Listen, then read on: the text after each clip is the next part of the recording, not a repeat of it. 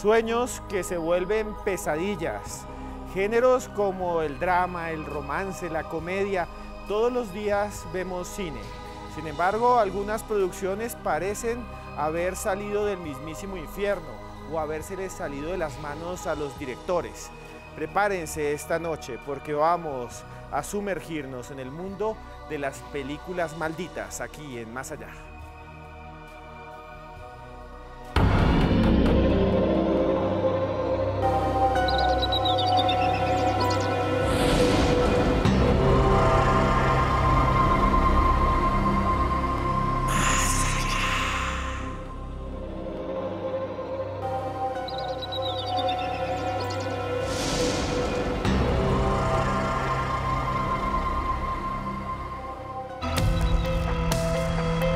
Luces, cámaras, sueño y pesadillas.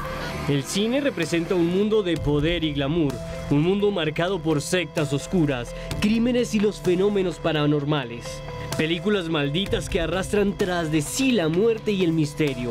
Filmes como El bebé de Rosemary, dirigida por Roman Polanski en 1968, grabada en el edificio Dakota de Nueva York, una construcción de 1888. Un año después, la desgracia cayó sobre la mayoría de los que trabajaron en el largometraje dedicado al demonio. La pareja del director, la actriz Sharon Tate, fue asesinada y torturada por una secta dirigida por el mismísimo Charles Manson.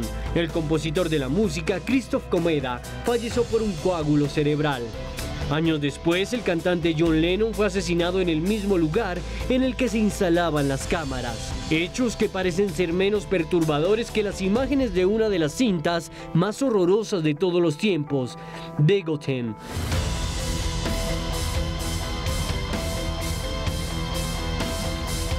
Escrita, producida y dirigida por Edmund Morgay en 1990. Ha sido acusada de crear trastornos en sus espectadores, quienes sufren de calambres y aturdimiento debido a su banda sonora y a sus imágenes basadas en oscuros ritos paganos. ¿Se trata de oscuras coincidencias o existen fuerzas incomprensibles que se deslizan tras actores, lentes y cámaras? Acompáñenos esta noche a develar este misterio. El mundo de las luces, el mundo de las estrellas de cine, también el mundo de las maldiciones y tal vez el mundo en el que nos estamos nosotros internando en este momento aquí en Más Allá. Les pido a todos ustedes que esta noche en especial utilicen Twitter y escríbanos lo que quieran con el numeral de hoy, que es Cine Más Allá. Tengo aquí a mi compañero durante varios años en la radio y también ahora en la televisión, el señor Juan Pablo Laguna, que nos acompaña esta noche para hablar de películas de terror. Muy buenas noches. Buenas noches, gracias por invitarme de nuevo a su programa. Ya quería volver los domingos aquí a Red Más. Este programa me parece muy interesante y vamos a hablar hoy de cine maldito, podríamos decirle. Juan Pablo, cuando hablamos de cine maldito, de películas malditas, ¿qué significaría eso? ¿Qué es una película maldita? Que son películas que a su alrededor se tejen extrañas coincidencias o fenómenos paranormales incluso dentro de las mismas. Hoy vamos a hablar de películas que incluso tuvieron la necesidad de llevar sacerdotes para el previo rodaje. O sea, que durante la grabación sucedieron eventos que parecen estar por fuera de este mundo. Sí. Y no eran eventos positivos. No, para nada. Sanaciones, curaciones, sino todo lo contrario. Sí, y alguna serie de eventos que son extrañas coincidencias, pero que desafortunadamente se entrelazan con la realización de las vidas. Como si no sabemos si detrás de lo que está pasando hay una maldición o solamente unos eventos desafortunados encadenados. Sí, extrañas casualidades. Bueno, y me acompaña también una de las personas que yo más admiro en Colombia, yo creo que el escritor de terror más prolífico, tal vez el único que tiene este país, y además es ahora director de cine. Estamos con Álvaro Vanegas. Muy buenas noches, Álvaro. Hola, Esteban. Muchas gracias por semejante introducción tan generosa. Feliz, obviamente, de estar de nuevo en este programa. Álvaro, el cine, usted que ha visto cantidad de películas, eso me consta a mí, y que está ingresando como director. ¿El cine de terror se puede convertir en cine maldito o cualquier película se convierte en cine maldito? Sí, absolutamente. Igual siempre se tejen ciertas leyendas urbanas que finalmente, por ejemplo, como en El Conquistador de Mongolia, que se murió un montón de gente, se murieron 46 personas después de hacer esa película. O sea, hay una película donde murieron 46 personas. Apenas se terminó la película, empezaron a morir, se empezaron lo llamaron una especie de contagio de cáncer. 98 personas más o menos de la producción y 46 murieron de cáncer, ¿no? O sea, ¿y eso qué explicación tiene? Entonces lo que pasa es que es una película del 56 y en ese momento no entendían bien los efectos de la radiación sobre el cuerpo humano. Pero en ese momento se tejió una cantidad de cosas alrededor. Resulta que es que la película la hicieron en un desierto donde antes habían hecho pruebas nucleares y toda esta gente con el polvo pues terminó contagiándose de cáncer, ¿no? O sea, es una película que se realizó en los años 50, ¿cómo se llama, perdón? Se llama El Conquistador de Mongolia. Fue producida por el multimillonario Howard Hughes, el que hizo Leonardo DiCaprio la película. El aviador. El aviador. La película del 56 costó $6 millones, es un montón de plata, y finalmente solo recaudó como 4,5 millones, además de eso fue un fracaso absoluto, y es protagonizada por John Wayne, que finalmente él murió de cáncer, ¿no? Y un montón de gente que murió de cáncer por la película. Y parece, le pregunto, que está ligada la muerte del mismísimo John Wayne a esa película. Sí, claramente dicen, ahora, hay quienes dicen que John Wayne también era un fumador empedernido y que por eso también pudo haber sido, ¿no? Pero no hay manera de refutar el hecho de 46 personas muertas que estuvieron en esa producción. Bueno, ya volvemos a hablar de esa película porque nuestra producción, nuestra compañera Joana Arenas preparó una nota para todos ustedes sobre este tema de esta noche, el cine maldito. Obsérvela, por favor. Desde la muerte del icónico James Dean, pocos meses después del estreno de Rebelde sin causa, hasta la tristemente célebre muerte de Brandon Lee, hijo del legendario Bruce Lee, en plena filmación, a lo largo de la historia del cine, especialmente entre los años 40 y 90, los rodajes se han visto marcados por supuestas maldiciones que rodean a los protagonistas, intérpretes y directores, e incluso extras.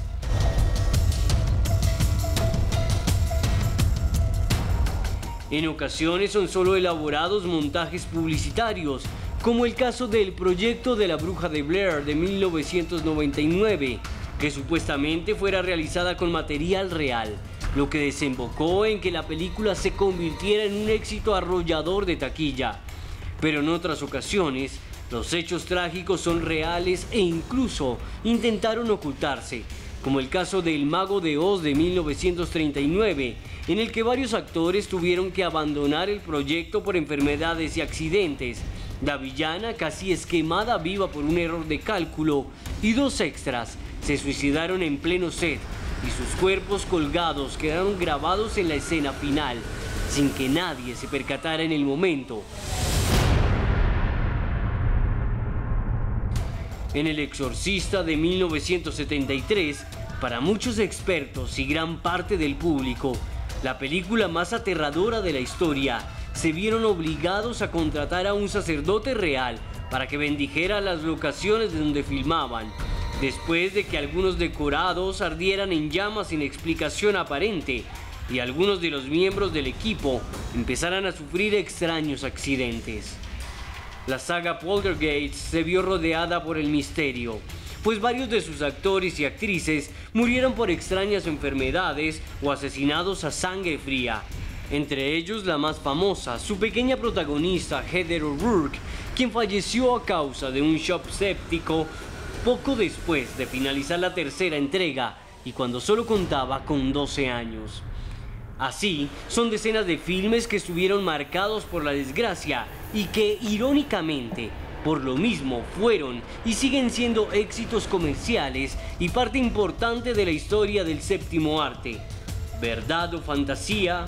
Fuerzas oscuras e inexplicables a las que es mejor no invocar o simples casualidades. Tal vez jamás lo sepamos con certeza. ¿Maldiciones o simplemente son casualidades? ¿Imágenes sueltas o hay algo detrás de lo que usted vio hace poco? Álvaro, usted que escribió la nota además, ahí aparece una imagen que es del Mago de Oz, una de las películas infantiles, digamos, más famosas de toda la historia. Y nos mostró una imagen en la que hay personas que se acaban de suicidar colgadas dentro de la película. Sí, así es. De hecho, eso solo se encuentra en YouTube, porque las nuevas versiones en DVD de la película obviamente ya digitalmente lo borraron, ¿no? Pero en ese momento quedó grabado, quedó dentro del metraje final de la película, nunca lo notaron hasta ya después de lanzada la película y efectivamente fueron dos personas pequeñas, digamos, no voy a utilizar la palabra enano porque creo que no es correcta, que se suicidaron en plena filmación y ahí quedan colgados. O sea, fueron dos personas que se colgaron y que aparecieron en el cuadro. Y aparecen en cuadro y se ven perfectamente ahí. Vea, a mí eso, ¿usted qué piensa de eso? No, a mí me aterroriza. De hecho, hay varias películas en las que se quedan registrados hasta fantasmas. Hay películas en las que... Bueno, pero es que un fantasma no dirá, esto es etéreo, eso es mentira, usted es experto en eso, entonces usted dice, esto es edición, esto no es edición. pero es que usted ha participado en todos los programas de televisión paranormal del país. O sea, usted ha estado desde Luna Blue, El Cartel de la Mega, Insomnia, Mitos y Leyendas, estuvo en nuestra competencia, ellos están aquí. Y bueno, gracias por aceptar venir. Pero lo que yo le digo es que dejar a alguien colgado es diferente a un fantasma. O sea, ¿será que estaba la intención de dejar eso en la imagen o se les pasó? Yo creo que se les pasó. O sea, no creo que una producción de ese estilo quiera dejar dos tipos ahí colgados a propósito. Así pierdan plata en el rodaje del Pero mismo. uno dice, son dos tipos que van a estar colgados en el fondo de una película para niños. Pero ¿No habrá ahí una intención, digamos, macabra, negativa? Yo creo que no se dieron cuenta, es mi... Porque, bueno, hay que tomar en cuenta también que El Mago de Oz, aunque en este momento es una película icónica, en su momento fue un fracaso comercial. Poco a poco fue tomando fuerza y se convirtió en una película de culto que es ahora. Pero, pues, lo que plantea Esteban no deja de tener sentido, ¿no? Que de pronto lo hayan hecho con toda la intención para generar básicamente taquilla. O había algo detrás que tal vez nosotros no sabemos. O sea, el hecho de hacer un experimento mental colocándole a niños gente que se ha suicidado, se ha visto de todo. Vea, están escribiendo con el numeral de hoy que es cine más allá. Álvaro, que sí es verdad que en una película que se llama Tres hombres y un bebé habían puesto un fantasma falso. Sí, es absolutamente falso. Eso se puede ver en YouTube. Durante años se creyó que era cierto, que había un niño con síndrome de Down atrás en una escena icónica de la película, que están los hombres con el bebé. Pero después se supo que sencillamente era un niño, que era el hijo, creo que de la señora de los tintos, una cosa así, que se metió en la escena. ¿No? Y habían inventado que era un fantasma. Exactamente. Con respecto a los Mago de Oz, si fuera una estrategia, no hubieran quitado ya digitalmente los cuerpos. Pero es una cuestión de corrección política que ahora está tan de moda. Ahora, otra cosa, Poltergeist, por ejemplo, la estábamos viendo y todo el mundo se acuerda de esta niña. Esta niña termina de hacer las películas y se muere. Dicen que usaron huesos reales incluso durante la película, ¿no? Es que usaron, que es Steven Spielberg, por favor. Y el tipo usa esqueletos de verdad. O sea, esqueletos de verdad en esa... Ahora bien, lo que pasa es que no fue Steven Spielberg, sino Tobe Hooper. Lo que pasó fue que Steven Spielberg era el productor, sí. Tobe Hooper solo había hecho La Masacre de Texas, y muchos dicen que al final Steven Spielberg terminó dirigiendo la película, pero el que lo dirigió fue Tobe Hooper, que sí es un man tostado, y que sí, yo creería a Tobe Hooper, le creo que el man usó los huesos. Y ya lo han aceptado, que eran huesos humanos, y lo que usted ve en la película, además es en un barrial, la escena, son realmente cadáveres humanos, literalmente los que usan en la película, y los actores no sabían. Y los actores no sabían. No sabían. Hay cosas que le omiten a los actores. Por ejemplo, siempre ha corrido el rumor que en La Bruja de Blair los directores les contaron las historias del sitio donde rodaron y les hicieron creer que eran reales hasta el final del rodaje. Para que se viera más real. Para que se sintiera más real. Hay unas pruebas de campo en el que, digamos, cuando hay una escena que ella dice que ¿qué es eso?, los productores pusieron un tipo con una sábana y una máscara al fondo para que ella se asustara. En escenas de campamento, ya dentro de la carpa, el equipo de producción fue y golpeó la carpa para que la gente los actores creyeran que era real. Técnicas súper fuertes, director. Y les quiero contar que La Bruja de Blair efectivamente está basada en hechos reales. Una leyenda que en ese lugar, en ese condado de Blair, en Estados Unidos, donde se cree, muchos pobladores, que sí hay una bruja real. Les vamos a contar más historias del cine, más historias de las películas malditas aquí en Más Allá, después de estos breves comerciales. Continuamos en Más Allá y aquí sigue escribiendo Adrián Tepes, Edison Giraldo, Laura Victoria, todos ustedes lo que quieran decir con el numeral Cine Más Allá, siempre los tenemos presente. Y bueno, hay una cosa que tiene el cine, no son solo películas malditas, sino los efectos que producen las películas. Algunos dicen que algunas de ellas llevan a la locura. Otros dicen que simplemente es diversión y que los que van hacia la locura a través de la película es que entran más fácil en ella, ya tenían algo en su cabeza. Sin embargo, hemos hecho esta nota especial para que vean los efectos de algunas de las películas malditas en la historia. Tinieblas, salones oscuros, sepia y negro. El cine comenzó proyectando imágenes entre sombras el 28 de diciembre de 1895, cuando los hermanos Lumière proyectaron su primera película en París, causando sensaciones perturbadoras entre algunos de sus espectadores, que se acrecentaron en 1896, cuando se proyectó la llegada de un tren a la estación de la ciudad, durante la cual decenas de personas salieron despavoridas, pues pensaban que serían aplastadas por la oscura locomotora. El misterio y el cine se fusionan, sus imágenes se enlazan con la tragedia, sentimientos lóbregos que se expandieron hasta Colombia. Tal vez usted no sabía que aquí, en la carrera 9ª con calle 25 en Bogotá, están las ruinas o los vestigios de lo que fue el Gran Salón Olimpia, el teatro de cine más grande de la historia del país. Aquí en 1912 se inició una construcción por los hermanos Di Domenico, que finalizó en 1927. Durante más de 70 años, una gran cantidad de películas mexicanas, estadounidenses y colombianas fueron proyectadas en su pantalla. Aquí se presentó una de las películas malditas de la historia de Colombia. De 1924, Aura o las Violetas, de José María Vargas Vila. Por esa época una gran cantidad de jóvenes se suicidaron de formas terribles y horrorosas. Sus familias demandaron a los productores porque estaban seguros de que los fotogramas y las imágenes los habían llevado a la muerte. Supersticiones y mitos relacionados con Ibis, la novela censurada de Vargas Vila, a la que se acusaba de causar cientos de suicidios. Efectos que se repetirían en 1993 con el estreno de una de las películas más aterradoras de todos los tiempos, El Exorcista. Un filme inspirado en la historia de Roland Doe, quien en 1949, un adolescente, sufrió un impactante caso de posesión demoníaca que fue tratado por jesuitas. Según testificaron los sacerdotes, Doe hablaba en lenguas muertas y extraños símbolos y palabras aparecían sobre su piel. Acontecimientos inexplicables que contrastan con los efectos que produjo la película, pues los asistentes experimentaron ataques de ansiedad, calambres, vómitos, desmayos y desvanecimientos. ¿Es el cine un catalizador de fuerzas ocultas o se trata solamente de un poderoso tipo de arte capaz de trastornar nuestras emociones? Tal vez solo nos quede observar sus misterios.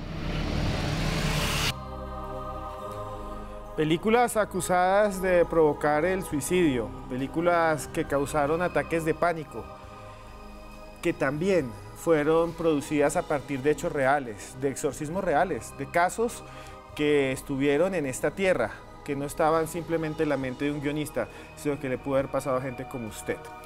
Señor Laguna, señor Juan Pablo, después de que vimos los efectos que tuvo El Exorcista o los efectos que han tenido otras películas, ¿usted cree que sí es posible que si a alguien se le proyecta algo lo pueda perturbar, lo pueda trastornar, o es ya algo que tiene esa persona en la cabeza y que simplemente cataliza a través del cine?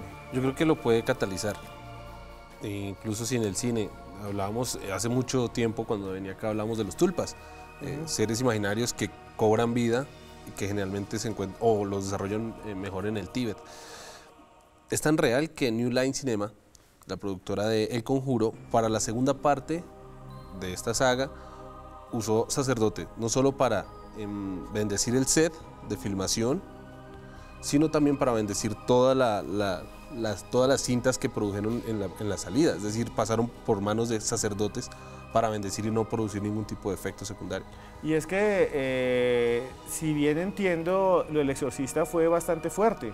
Sí, claro, hay que decirlo que la película realmente, tal vez en este momento haya gente a la que no le resulta tan aterradora, pero en el 73 es otra época y claramente es una película bastante fuerte, ¿no? En El Exorcista, el actor, se me escapa el nombre, que en la película muere de primero, que cae por las escaleras antes de que pase lo del sacerdote, Que le quitan la cabeza. Que le quitan la cabeza, tan. No, eso sucede en la profecía, pero en la profecía también sucede algo parecido, pero bueno. Y la cuestión es que Linda Blair, sin querer, la niña era una niña y terminó, en una de las escenas, terminó prediciendo la muerte de él y murió realmente, ¿no? Y a partir de ahí empezaron a suceder mil cosas, tanto así que William Peter Blatty lo que hizo fue conseguir un sacerdote para que bendijera los decorados y el set donde estaban haciendo la cosa. Igual que en El Conjuro, que ya lo vamos a ver. Igual que en El Conjuro. Pero Peter Blatty, para que ustedes sepan, es uno de los grandes escritores de terror. Él es más también escritor de novela negra, de policíaca, pero él se inspiró en hechos reales, que fue el exorcismo de este muchacho que ven ahorita, Doe. ¿Es muy común que este tipo de películas se inspiren en casos reales? Sí, es que pues creo que el terror en realidad está en todas partes, ¿no? Entonces al final también es cierto que también se ha vuelto como una especie de moda. Uno ve cualquier película de hadas y entonces dicen basado en hechos reales, porque también eso genera inmediatamente, de pronto ya no tanto, pero en teoría debería generar inmediatamente una identificación con el público. Señor Laguna, estas películas malditas afectan a las personas que ven, pero también afectan a los que trabajan en ellas, o sea, es como un paquete completo. Pareciera que los afecta de cierta manera. Incluso, bueno, no sé si me adelanto un poco con el tema del Conjuro. Ya vamos a hablar del Conjuro, pero sí. Si quiere cuéntenos y más tarde. No, pues quien interpreta a Lorraine Warren, pues sufrió ese tipo de consecuencias en su casa, en sus elementos y en su propio cuerpo. La actriz que interpreta a la protagonista, ¿le pasaban cosas como las de la película en la casa? ¿Se le movían cosas? Pues, no le movieron cosas, pero sí tuvo registros de marcas, 3 dedos, tanto en su computador como en su pierna, el día que aceptó el puesto. Ya que ya dijo, sí, voy a ser Lorraine Warren. Marcas que no tenían por qué estar ahí. No Marcas tenían por qué estar ahí. Aparecieron como si hubiera sido un ataque de otro mundo. Sí, además que, bueno, por ejemplo, se me olvida el nombre de la película ahora. Ay, no se preocupe. En la de... que ya volvemos con la película que falta y muchas más. Vamos a explorar el mundo del Conjuro, esas que tanto les gustan. Y unos casos increíbles. Y al final les tenemos algo que realmente a mí me emociona mucho. Por primera vez en Colombia lo vamos a hacer y con el director de aquí presente. Ya volvemos en Más Allá, no se despegue. Continuamos en Más Allá y aquí están escribiendo todos con el numeral Cine Más Allá. Está Magno Emperador de las Joyas, qué nombre tan largo. Está Nati Lunati, está por acá Claudia Muñoz y Carechimba, que nunca falta.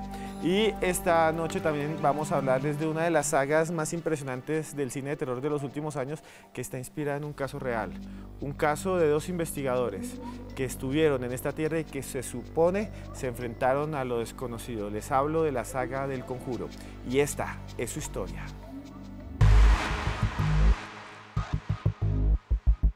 El cine se inspira en historias reales, reflejos de sucesos y acontecimientos perdidos en el tiempo. Acontecimientos paranormales, arcanos y misteriosos, como los sufridos por Ed y Lorraine Warren, investigadores de lo imposible que asombraron al mundo en los años 70 y cuya vida ha dado pie al universo del Conjuro. Una saga de películas que inició con el estreno de Expediente Warren, que en Colombia se llamó El Conjuro, puesta en exhibición en el año 2013 y cuenta la historia de Harrisville Haunting. Acontecido en los años 50 en Harrisville, Rhode Island, el caso de la familia Perron fue considerado por los Warren como su investigación más extensa y perturbadora, pues pudieron grabar sonidos y voces de origen desconocido, así como objetos en movimiento, los cuales llegaron a atacar a los testigos, causándoles heridas, como lo explica una de sus principales protagonistas, Andrea Perron. Yo tenía 5 o 6 años en ese momento. Mi madre estaba sentada en el salón. La puerta de la despensa se abrió. Miré a mi madre y le dije, algo realmente malo está sucediendo. De hecho, en ese momento es que Arnold, mi hermano, se corta la garganta. El espíritu decidió que sería el dueño de la casa por la eternidad.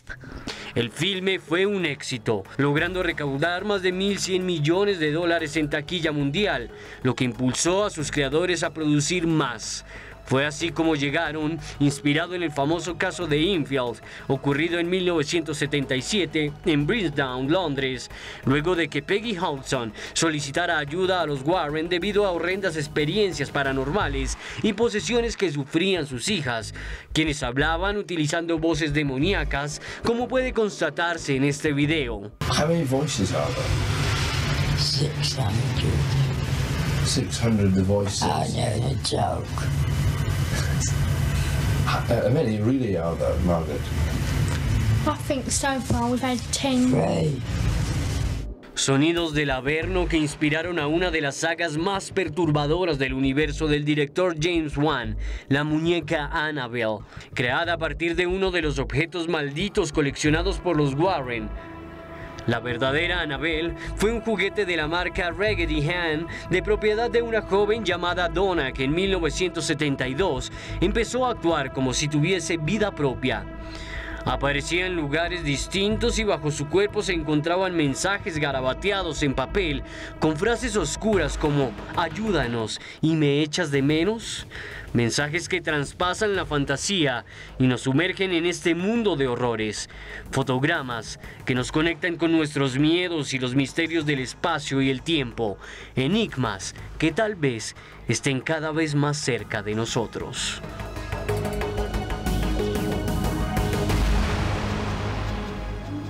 Como vieron ustedes, detrás de cada película del Conjuro, detrás de cada una de ellas hay un caso real, un caso que investigaron los esposos Warren, y como vieron son tremendos, desde Enfield y esta niña que habla con una voz que no parece ser de ella, hasta la familia Perrón, en el que supuestamente un espíritu hace que uno de ellos se apuñale en el cuello, y ustedes vieron a los testigos. ¿Qué más podemos decir del Conjuro, Juan Pablo? Bueno, Vera Farmiga es la actriz. Ella cuando acepta, dice que encuentra 3 marcas en el computador, 3 en su muslo izquierdo, al día que acepta, es decir, acepta. O sea, el día en que firma. El día en que firma, estudia el papel, estudia el personaje, dice acepto, abre el computador y encuentra 3 marcas, 3 rasgaduras en su computador. Como si lo hubiera una garra, la hubiera roto. Sí, duerme y al otro día amanece con esas mismas 3 marcas en su muslo izquierdo. Y lo dice todo el tiempo. Lo dice todo el tiempo. Lo acepta. Sí, lo acepta. De hecho, algo que hace la productora muy inteligentemente es llevar periodistas cuando van a lanzar la película, a las grabaciones. Ellos subieron en su cuenta de Twitter la foto del sacerdote bendiciendo el set, pero llevan a periodistas a una especie de conferencia de prensa. Esa es la foto. Están viendo, esta es durante una grabación, se hace como una misa, ¿verdad? Previo al rodaje, New Line Cinema sube esta foto, hablando del Conjuro 2, esta es para el Conjuro 2. Y además, este sacerdote no solo bendice el set, sino bendice todas las cintas. Las cintas ya grabadas, ya editadas. Sí. Y lo que tengo entendido también es que no solo eso, sino que muchos de los actores se quejan de dolores de cabeza, de insomnio, mareo. No solo dolores de cabeza, sino equipo de producción manifiesta haber visto cómo se movían cosas, cómo se caen sin explicación alguna. Nada de incendios como en El Exorcista, pero sí fenómenos poltergeist se presentaron durante los rodajes de las 2 películas. Adicional a eso, hay que decir que la gente, o sea, estas historias basadas en hechos reales generan un poquito de confusión. Por eso, y la gente en New Line Cinema lleva a periodistas o gente especializada en medios, en cine y en misterio, a entrevistar no solo a los actores, sino a Lorraine Warren, a la verdadera. Que todavía está viva. Sí, de hecho, en el Conjuro 1, sí, llevaron a varios periodistas a entrevistarlas a las 2, precisamente. Y Vera Farmiga muestra en su celular, lástima que no tengo esa imagen ahí, pero muestra en su celular cómo le quedaron esas marcas. Ojalá en Twitter la gente lo busque y lo suba, porque sí, más allá. Ella tiene el registro de esas marcas. ¿Qué más podemos hablar? O sea, hay algo que está alrededor del Conjuro que es realmente misterioso, pero ¿qué puede contarnos de lo que usted sabe, de lo que sea sobre el Conjuro? El Conjuro, yo les recomiendo que busquen una película, es un poco complicada de conseguir, que también tiene que ver con los esposos Warren, que se llama The Haunted. la tradujeron como La Casa de las Almas Perdidas. Es una película como del 95, 97, si no estoy mal. Es una película hecha específicamente para televisión y es una película aterradora. O sea, sobre los Warren ya había más películas, quiero que lo sepan también. Estaba, por ejemplo, el caso de Amityville, el caso más importante e impactante, y se hizo película en los 80 y después hace poquito otra. Hace poco, sí. Pero no conocía que había más sobre... Sí, esa película que les digo fue hecha para televisión y en serio vale la pena buscarla, es difícil. Pero esa película, por su sencillez, obviamente es un presupuesto mucho más reducido que las películas de James Wan, por supuesto. Por su sencillez, seguramente por eso tiene una narrativa maravillosa y es aterradora. Juan Pablo, sombras, marcas. También yo he leído bastante que durante la producción del Conjuro, no solo el 1, sino también el 2 y el 3, pasaban cosas y Annabelle, pasaban cosas raras en el set. En Annabelle también. Sí, básicamente... lo que haya sucedido jugaba con los elementos del set. Es como si estuviéramos aquí en este programa y de un momento a otro cayera...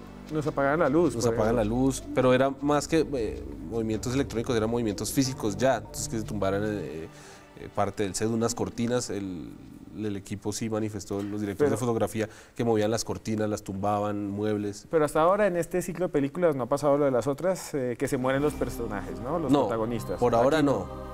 Por ahora, ojalá que no. Ojalá que no pase nunca. Porque creo que van a seguir saliendo más expedientes de los Warren, imagino que va a seguir, entonces por ahora no ha pasado nada más, como en El bebé Rosemary, por ejemplo. Bueno, señores, y también entrevistamos a Patrick Mosquera, un director de cine colombiano, para que nos hablara un poco de este tipo de películas, en especial unos llamados los slashers. Vean a continuación la entrevista que hizo Joana Arenas. El cine de terror o el cine de suspenso o el slasher o el gore definitivamente lo que tienen es un shocking effect en las personas, es decir, te generan un shock cuando estás enfrente de las imágenes que estas películas producen. Pero digamos que más allá de eso, lo que hay ahí es una psicología un poco más profunda, y es el hecho de saber que tú te estás enfrentando a imágenes aterradoras y a situaciones aterradoras, pero tienes en tu conciencia o en tu subconsciente, sabes perfectamente de que no te van a hacer ningún daño. Entonces hay una combinación ahí bien extraña. Tú estás casi que metido en la escena, pero al mismo tiempo sabes que estás muy seguro detrás de la pantalla. Entonces el slasher era este personaje que sin ningún motivo aparente aparecía de un momento a otro y quería asesinar a todo el mundo de la manera más violenta, macabra, sangrienta posible. Digamos que las armas de fuego estaban totalmente fuera del marco de referencia de un slasher. O sea, un slasher lo que necesitaba mínimo era un buen cuchillo. Estas películas te despertaban el morbo y lo encarnaban en un solo personaje. Y a la final, digamos que lo que de alguna manera lo hacía bonito era que uno descubría que el personaje tenía un backstory terrible. O sea, una vaina de que uno decía, con razón este man se volvió así. Pues para mí, los tres personajes que me marcaron como slashers es Jason, Freddy Krueger y, por supuesto, Pinhead. Freddy Krueger es este personaje, digamos, donde tú dices, la venganza tiene un precio y este señor le está haciendo pagar a la sociedad por lo que le hizo, ¿no? Jason, este es el niño que molestaron o que jodieron de chiquito porque los papás fueron terribles, lo traumatizaron y el tipo no tiene la culpa de ser como es. Creo que el slasher, para los que crecimos en la generación de los 80s, pues claro, nos alimentó el morbo y fue importantísimo en términos de la experiencia de ir al cine, ¿no?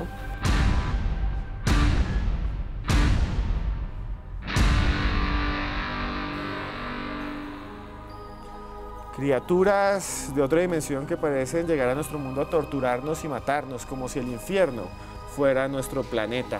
Esos son los slasher, ya los vieron a ustedes ahí todos. Pero hay uno muy interesante, se llama Viernes 13 la película y es Jason Borges. Señor Laguna, ¿en qué está inspirado? Porque esto sí es perturbador. O sea, la gente no sabe, pero detrás de Jason hay una historia real. ¿Cuál es la historia real? La historia del asesino del Zodíaco. Asesino en serie, Esteban sabe más de asesinos en serie que yo, pero es un tipo en los Estados Unidos que se le adjudicaron muchas muertes, pero se comprobaron muy poquitas. Definitivamente no se sabe quién es el asesino del Zodíaco, nunca se logró comprobar. Habían indicios de quién era, pero las pruebas dactilares, bueno, de sangre, en fin, de ADN nunca corroboraron a la persona que se señaló, entonces quedó inconcluso. De hecho, hasta hace 10 años se había vuelto a abrir el caso, porque eso fue como en los 70, sí, más o menos. En los años en el 2004, 2009 volvieron a abrir el caso, pero sigue inconcluso. Y este sujeto mataba personas, bueno, tenía unos puntos específicos donde asesinaba, dejaba rastros y huellas para que la policía los persiguiera, pero hay uno que es muy particular en el cual se basa la máscara de Jason. Y es que en un lago en los Estados Unidos, se me olvida dónde. Valesa se llama el lago Valesa. Sí, en el lago Valesa. En California. En California, este sujeto salió de un lado y a una pareja la amarra y con una máscara. El tipo sale con una máscara, con el símbolo del zodiaco y empieza a acuchillar. Los amarra a un árbol y los acuchilla. Les dio como 20 puñaladas, como 50, más, son como 100 y pico puñaladas a los dos. Uno quedó vivo y fue el que contó, el que describió cómo estaba vestido, cómo iba y tenía el símbolo del zodiaco en la cabeza y una máscara, con unos lentes de sol. Y de ahí los productores sacaron al hombre sin cara, solo con una máscara negra, que es Jason Borges, que ataca en un lago que se llama el lago Cristal. El asesino del Zodíaco atacaba en el lago Valesa. El asesino del Zodíaco nunca fue capturado y Jason se convirtió en una revolución cultural. Pero el slasher no comenzó ahí, slasher no comenzó ahí, comenzó realmente muchos años atrás, con una película que fue icónica. ¿Cuál es? Que se llama La Masacre de Texas, que es del director que acabamos de nombrar con Poltergeist, que es Tobe Hooper. Él creó este personaje que es Leatherface, que era un man básicamente con un retraso mental, pero una fuerza sobrehumana, además parte de una familia absolutamente disfuncional, y él lo que hacía es mataba a sus víctimas y les quitaba la piel para crearse una máscara con la piel. Entonces por eso es Leatherface, él es el original, el primer slasher es Leatherface. Y que está inspirado en un asesino en serie también real, se llama Ed Gein, o Ed Gein, como quieran decirle, un hombre que robaba cadáveres del cementerio y trataba de armar otra vez a alguien que había perdido, a su propia mamá. Y llegó a matar mujeres para quitarles la piel y hacerse chaquetas y gorras. Las imágenes son horrendas, por eso no se las ponemos en este momento, pero ustedes pueden buscar en internet. Y también de ahí se inspiró otra gran película que se llama Psycho, Psicosis, de Alfred Hitchcock. Pero bueno, ahí es lo que tienen los slasher, que es que generalmente todos son monstruos que no tienen cara. Freddy está quemado, Jason tiene una máscara, Michael Myers, el de Halloween, también tiene una máscara horrible blanca. ¿Por qué cree usted personalmente que pasa eso? No, a mí, la verdad, no me gustaba verlas, porque yo soy muy gallina, la verdad. Sí. Soy muy gallina, muy gallina, y eso me da miedo. Es boba decirlo, pero era un niño chiquito y eso sí me generaba pánico. Pero creo que no tiene cara, esto es una aseveración bastante alarmante, pero creo que cualquiera puede ser ellos, por eso no tiene rostro. Claro, y además, si usted se da cuenta, por ejemplo, los mitos modernos, Slenderman no tiene rostro, que supuestamente le sale a los niños, es como un pulpo, que aparece también a veces en los sueños. Sí, hay uno que Go to Sleep, que tiene el rostro totalmente desfigurado y es una sonrisa gigantesca como si hubiera cogido con un cuchillo, como el Guasón más o menos. Sí, el Guasón... Hay una constante de eso, pero claro, ¿esta moda de los slasher, de estas películas sangrientas, ha ido desapareciendo o sigue vigente? De hecho sigue vigente, pero más en plataformas, en la plataforma más famosa que conocemos, pues de hecho hay una serie que se llama Slasher, que es traída actualmente, pero pues aparte de eso viene Scream, Sé lo que hiciste el verano pasado, todo esto, que incluso también tienen una serie que se llama Scream en esta misma plataforma. Vea, es que me están escribiendo acá algo muy raro y la pregunta es para los dos. Me escribe por acá, creo que es Magno Emperador de las Joyas. ¿Por qué en esas películas que son de slashers, con Freddy, Jason y demás, no le pasa nada a los actores, en cambio las que son sobre posesiones y exorcismos, sí se mueren todos? ¿Es verdad? Esto es algo, o sea, es lo que preguntan. Pero sí, pues puede que tenga algo de razón, ¿no? Ahora bien, lo que pasa es que los slasher igual, excepto Freddy Krueger que se mete en los sueños, los slashers son personas reales que están absolutamente ancladas en la realidad. Además que no tocan temas, digamos, paranormales y no se llenan de esa O sea, digamos, son películas que no son como El Conjuro. Sí, de hecho, para El Exorcista, la serie para Fox, los actores también manifiestan que les suceden cosas. Ah, y Ocas, hay otra. O sea, es como un tema más, yo no sé si es que es la mente colectiva que genera que pase eso o qué. Sí. Señores, y a continuación van ustedes a sumergirse en una experiencia, van a ver ustedes una película de terror colombiana y esperemos que nada nos pase. Ya volvemos después de estos breves comerciales.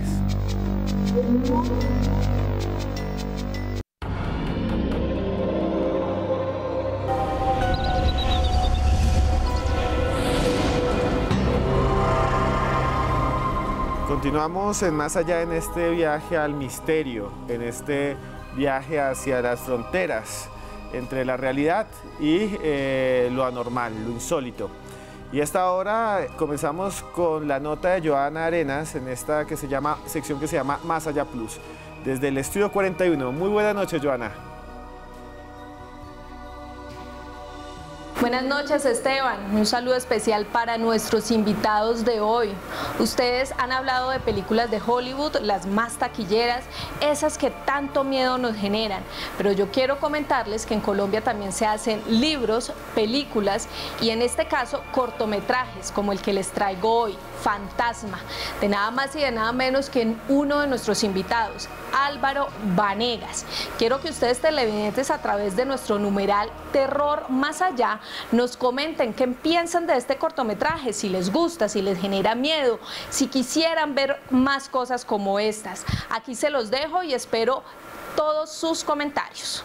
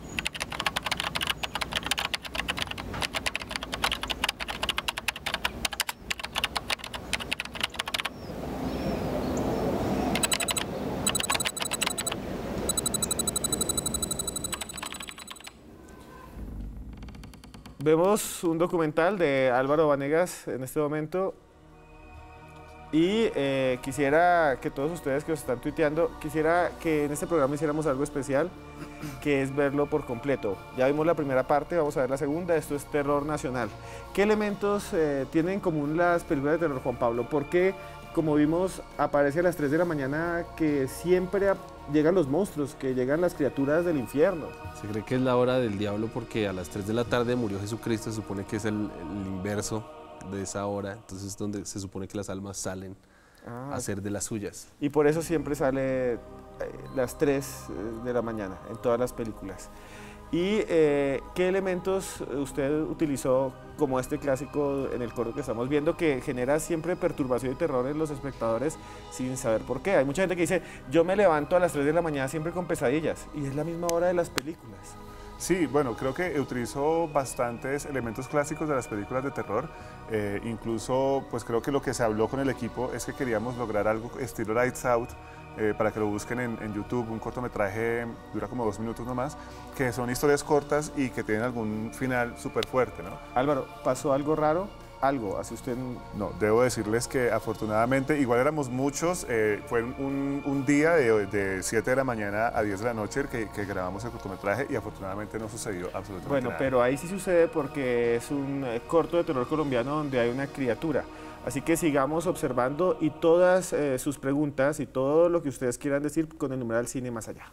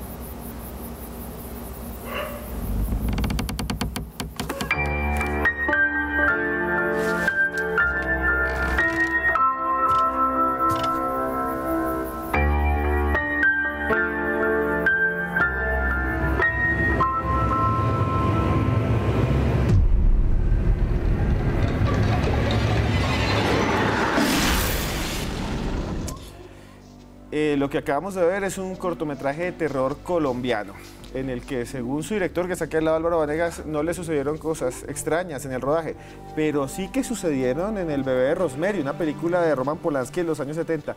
¿Qué sucedió? Bueno, son extrañas coincidencias. Digamos que estuvo relacionado con Charles Manson, porque a la esposa del director, Roman Polanski, la asesina un grupo de seguidores de Manson, pero la extraña coincidencia viene aquí. Esa casa, antes de que Polanski la habitara, la tenía un músico a la cual Manson visitó. O sea, el asesino ya conocía la casa. El asesino ya conocía la casa porque Charles Manson presentó algún proyecto musical, el tipo lo rechazó completamente porque creía que estaba loco y se cree que él mandó a ese grupo pensando que el músico seguía allí. O sea, realmente sí estaba loco, sí, y mandó a un grupo de adolescentes a matar. Les dijo, maten.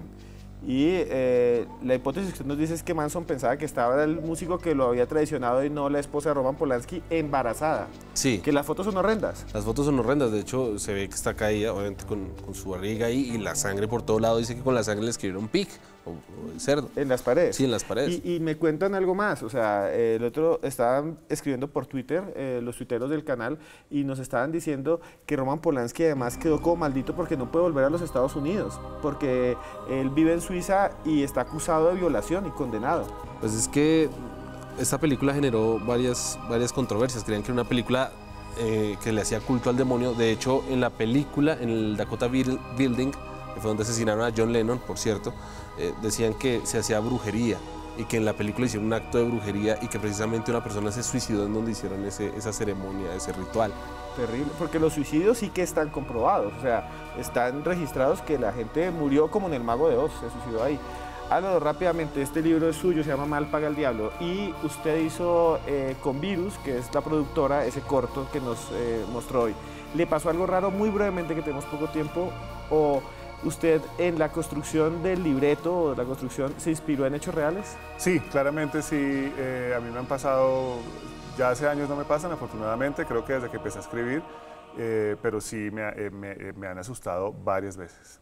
Bueno, señor Juan Pablo Laguna, muchas gracias por estar aquí. Sus redes sociales, ¿dónde lo pueden buscar? Sí, me pueden buscar en Twitter e Instagram como @JuanpaLaguna, es donde más estoy.